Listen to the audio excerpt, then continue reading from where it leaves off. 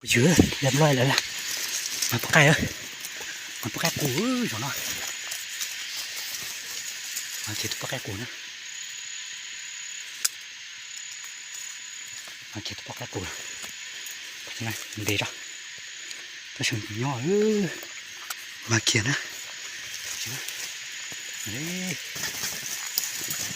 เดี๋ยวนะมาเขียนปลาไก่กูนะมันโอ้ยมันก็ตัดตาเลยมันก็ตัดตาโอ้ยมาอัดส่งก็มาอัดส่งหน่อยจะชิดดีนะตัวปลาไก่กูหน่อยนะมาเขียนปลาไก่กูหน่อยนะมาอัดส่งก่อนนะปลาไก่กูเนาะจำหน่วยสอร้อยเลือดตื่นนะปลาไก่กูต้องเอาตาสอจงพี่นะ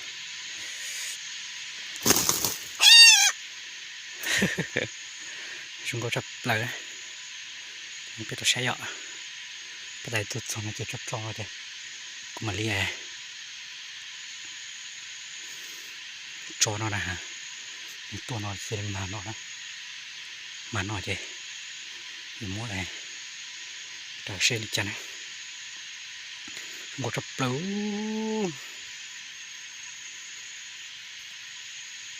chỉ kéo ở soi nó nữa chụp gì nữa chỉ kéo nó rồi nó bị tao say ra nói về chỉ một số gì nữa sẽ bùng mà đi chả đó chụp gì nữa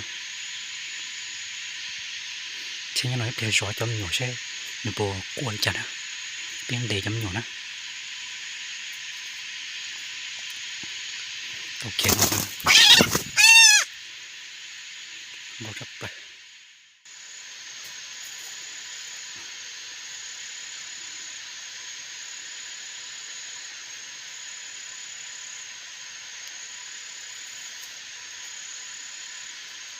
ปลาไก่ตุ่นตายตรงเตี้ยตรงนี้แล้วแต่ปลาไก่ตายตรงเตี้ยนะเดี๋ยวมันก็เตี้ยแล้วไม่เป็นไรก็กูไปเจอเด้อจะมาไก่ช่วยไปเจียกันถ้ามันก็ทับไหลนะตัวเหนียวก็กลัวนะเดี๋ยวช่วยเขาจะมาอัดส่งก่อนอัดส่งก่อนที่ส่งเตี้ยนะทีนี้ตัวไปตัวปลาไก่กูมันก็เหมือนน้อยอ่ะมันก็ตัว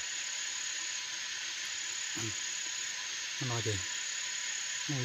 ตัวเพื่อนจะตัวเรากว่านี่คนกันถึงตัวซอยตัวปล่อยตัวป้อนนะตัว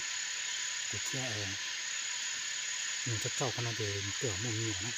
ta cho nhiều tàu cuốn thì nó thì bọt cuốn mà nữa thì mình có rất lại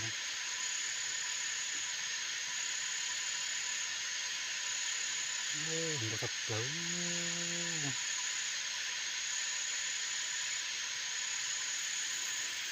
thì đừng mất đàn nữa chuẩn bị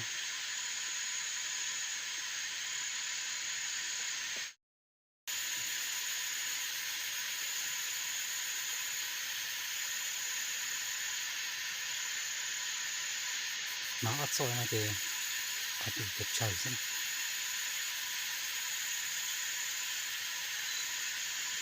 thật là rồi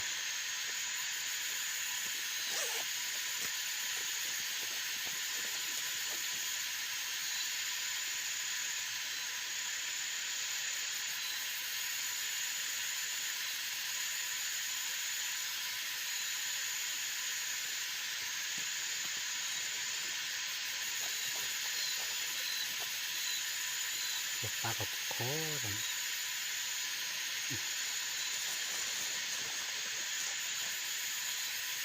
lúc nào nó tệ nóจะดีก็มึงดีดีเตะไหมจะทั้งการอนแบบนั้นดีนะ